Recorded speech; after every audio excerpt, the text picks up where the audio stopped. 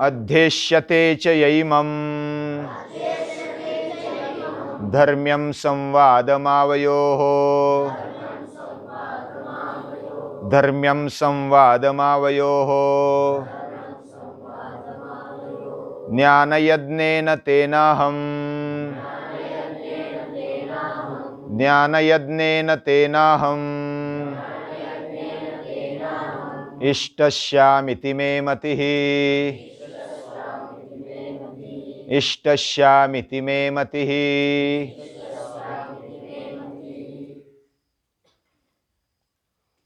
गीता, श्रीमद् भगवद गीता एक योग शास्त्र है। इसको हम बहुत दिनों से समझने का प्रयास कर रहे हैं। गीता में कितना भी अभ्यास किया जाए उतना कम है। गीता सभी शास्त्र का शास्त्र है, ज्ञान का भंडार है, कर्मयोगियों को मार्गदर्शन करता है, भक्तों को भक्ति का मार्गदर्शन देती है गीता। ये माता समान है। पूरी सृष्टि और सृष्टि के जीव जंतु, पशु पक्षी प्राणी, मनुष्य प्राणी तक उसके बेटे हैं और वो सभी को मार्गदर्शन करती है, सभी को अपना समझती है और फिर भी अपने अंदर रही हुई जो भी गलत बातें हैं उसका द्वेष करती है। यानी वह दोषपूर्ण बातें हमारे अंदर घुसनी नहीं चाहिए। इसके लिए जागृत या तो तत्पर रहने की आवश्यकता है। यह सृष्टि जैसे भगवान ने बनाई उसमें हर एक कर्म में दोष आते ही हमने देखा। सहजं कर्म कौन्तेय सदोषमपि न त्यजेत। और वो दोषपूर्ण कोई भी बात होने पर भी हमारे हिस्से में जो आया उसको छोड़ना नहीं चाहिए। हमारे हिस्से में जो भी कर्तव्य कर्म आया, जो भी धर्म आया, उसको छोड़ना नहीं चाहिए। और खुद अपने बारे में, अपने कर्म के बारे में, धर्म के बारे में, अपने जीवन के बारे में, पूरे सृष्टि के बारे में सोचना चाहिए, अभ्यास करना चाहिए। और केवल इतना ही नहीं, हमारे खुद के बारे में, सृष्टि के बारे में और सृष्टिकर्ता के बारे में, यानी जीव जगत और जगदीश के बारे में अभ्यास होना चाहिए। यह मनुष्य की विशेषता है, वो अभ्यास कर सकता है। उसको एक विशेष बुद्धि दी है। कोई भी हमें किसने निर्माण किया, इस हेतु से निर्माण किया, ये कोई भी प्राणी सोच नहीं सकता है। उनको बुद्धि होती है।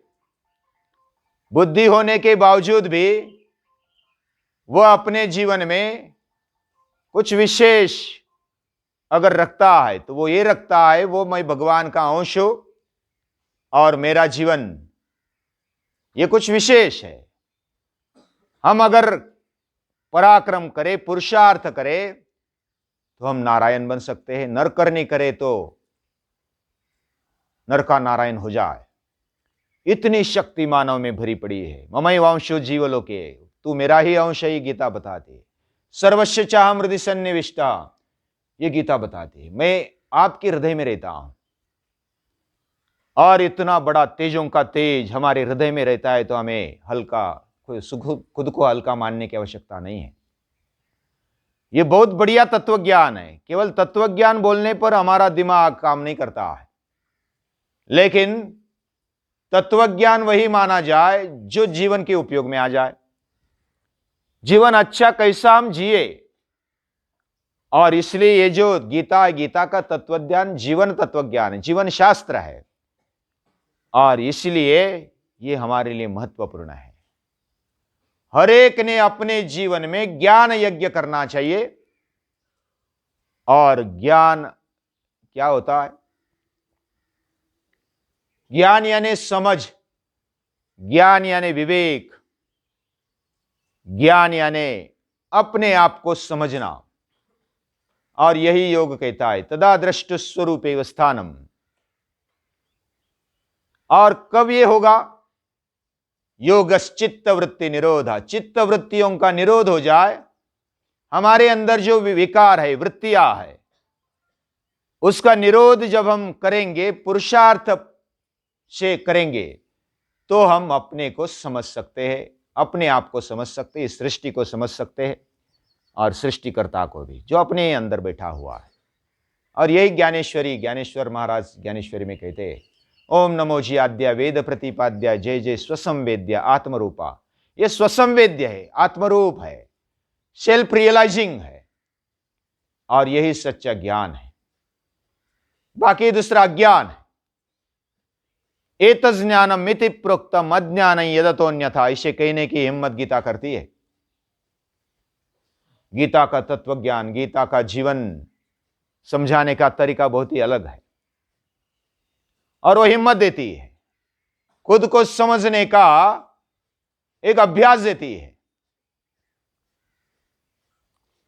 कुछ ऐसी ऊर्जा भरती है कि हम अपने आप को समझने लगेंगे, इस सृष्टि को समझने लगेंगे, अपना कर्तव्य कर्म समझने लगेंगे। इसको समझना ही ज्ञान को पाना है। ज्ञान भी एक साधन है, जिसको ज्ञान के द्वारा पाया जाता है या तो समझा जाता है, वही भगवान है। और यह ज्ञान यज्ञ जिसके जीवन में चलता है, वह भगवान को प्रिय है, ऐसा भगवान इधर इस श्लोक में बोलते हैं। इस संवाद को, इस धर्म के अनुरूप, धर्म यानी कोई आज के हिंदू, मुस्लिम, सिख, ईसाई, बौद्ध, जैन, ऐसे धर्म नहीं। धर्म यानी मनुष्य धर्म, अपना कर्म। जैसे हम मनुष्य है, ये धर्म है। मैं पुत्र हूं, ये पुत्र धर्म। मैं पिता हूं, ये पिता धर्म। मैं विद्यार्थी हूं, ये विद्यार्थी धर्म। अलग अलग भूमिकाएं हम अपने जीवन में जीते हैं, उसको समझने का प्रयास ही ज्ञान है। और जो इस संवाद को अध्यस्यते चेयमम, यह संवाद को जो अभ्यास करता है, धर्म्यम, जो धर्म के अनुरूप है, संवादम आवयो हो, अपने दोनों में जो संवाद चल रहा है, अर्जुन और श्री कृष्ण भगवान के अंदर जो संवाद चला, ये गीता रूप, वह ज्ञान यज्ञ है। और यज्ञ यानी सब साथ में मिलकर करने वाला। और ये कौन इसको कर सकता है, ये पहले श्लोकों में कुछ बताया है। जो तपस्वी है, पुरुषार्थ से तप करता है, हर रोज अपने आप को बनाए रखता है, पुरुषार्थ से अपने जीवन में कुछ पराक्रम कर दिखाता है, वह इसके लायक है, वह तपस्वी होना चाहिए, पहली बात। दूसरी बात बताइए कि वो भक्त होना चाहिए, मुझसे जुड़ा हुआ होना चाहिए। भक्त यानी जो विभक्त नहीं है, जो अलग नहीं है मेरे से, वो भक्त है। और तीसरी बात बताई कि वो अपने जीवन में अभ्यास करने वाला होना चाहिए, सतत सतत अभ्यास करने वाला। और योग दर्शन यही कहता है कि कैसे हम अपने आप को अपडेट रखे। सतुदीर्घ काल नैरंतर्य सत्कारा सेवितो दृढ़ भूमि, यानी दृढ़ निश्चय से जो भी हम कर रहे हैं, पूरे आदर पूर्वक, पूरे सम्मान देकर, और कोई भी खंड नहीं, कोई भी विराम नहीं, विश्राम नहीं, ऐसे दीर्घ काल तक जो कर्मयोग करता है, ऐसा तपस्वी भक्त, और वह एकनिष्ठ प्रभुनिष्ठ होना चाहिए। ऐसा जो है उसको गीता लायक समझती है। और जो लायक नहीं उसको बताओ ही मत। लेकिन हमारे महापुरुषों ने यह बताया, हमें बताया, हम लायक नहीं थे फिर भी बताया। जैसे कोई मां, अगर बाप या तो पिता डांटता है अपने पुत्र को कि इतने मार्क कम क्यों आए, मैं एक थप्पड़ लगाऊंगा या तो तुझे पीट डालूंगा, तो वो बच्चा डरता है, अरे पिताजी तो अभी खैर नहीं करेंगे। तो माता बोलती है कि आजा मेरे गोद में, अभी कैसे मारते देखते। तो पिता भी चुप हो जाते माता के सामने। वैसे भगवान भी चुप हो जाते महापुरुषों के सामने। महापुरुषों ने हमें गीता बताई, हमारी लायकी न होते हुए भी। और ऐसा जो ज्ञान यज्ञ करता है महापुरुष, या तो हमारे जैसे छोटे छोटे ज्ञान यज्ञ चलाते हैं। शिक्षण वही कहा जा सकता है, यह ज्ञान यज्ञ निरंतर चलना चाहिए। शिक्षण वही कहा जा सकता है जो अंदर की बात को व्यक्त करता है। Education means to draw out, अंदर के अव्यक्त गुणों को व्यक्त करना ही शिक्षण है। और यह शिक्षण हम कर रहे हैं, यह हमारे लिए गौरव की बात है। इस पाठशाला में हम हर रोज जो भी बात करते हैं, जो भी कार्य करते हैं, जो भी उपक्रम लेते हैं, जो भी दिनक्रम हम अपने जीवन में लाते हैं, सुबह उठना एक बहुत बड़ी बात है। सुबह उठने से लेकर के योग करना यह और अधिक बात है। योग करके गीता जैसे शास्त्र को समझना या तो योग दर्शन जैसे शास्त्र को समझना यह और बड़ी बात है। और इसको मनन, चिंतन, श्रवण और निदिध्यासन के द्वारा अपने जीवन में लाना यह और ऊंची बात है। अपने जीवन को इसी द्वारा हम ऊंचा उठा सकते हैं। और उसके लिए क्या चाहिए? श्रवण चाहिए, सुनना चाहिए, मनन चाहिए। जो भी सुना उसका बार बार स्मरण करना चाहिए, क्या ये सही है गलत है उसका चिंतन भी होना चाहिए। और निदिध्यासन यानी अपने जीवन में लाने का प्रयास। सत्य को जब हम अपने जीवन में व्यवहार में लाते हैं तो ये निदिध्यासन हो जाता है। ऐसा अगर हम करते हैं तो ज्ञान प्राप्त करते हैं। ऐसा करने वाले ज्ञान यज्ञ प्राप्त करते हैं। जो भी हमारे साथ आज आए हैं वो भी ये बहुत बड़ा काम ये दुनिया में कर रहे हैं।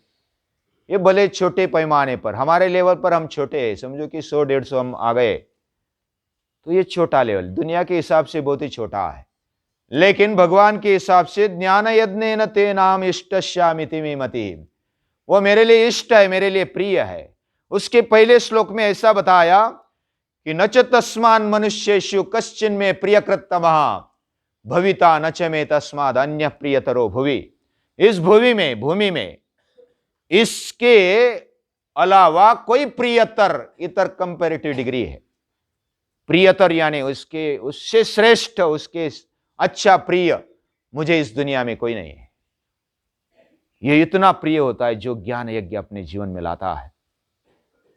और ये सतत जैसे नंदादीप चलता है, जैसे कोई निरंजन भगवान के पास जलते रहता है, वैसा हमारे जीवन में यह ज्ञान दीप प्रकटना चाहिए, सतत प्रकटते रहना चाहिए। अलग अलग महापुरुषों ने यही कहा है, गीता भी यही कहती है। हम इस बात को लेकर हमारा छोटा प्रयास और छोटी मेहनत हम भगवान के चरणों में डालते हैं। हर रोज एक एक पुष्प हम भगवान के चरणों में रखते हैं। तो ये जो भी है वो भगवान को समर्पित है। सभी को नमस्कार।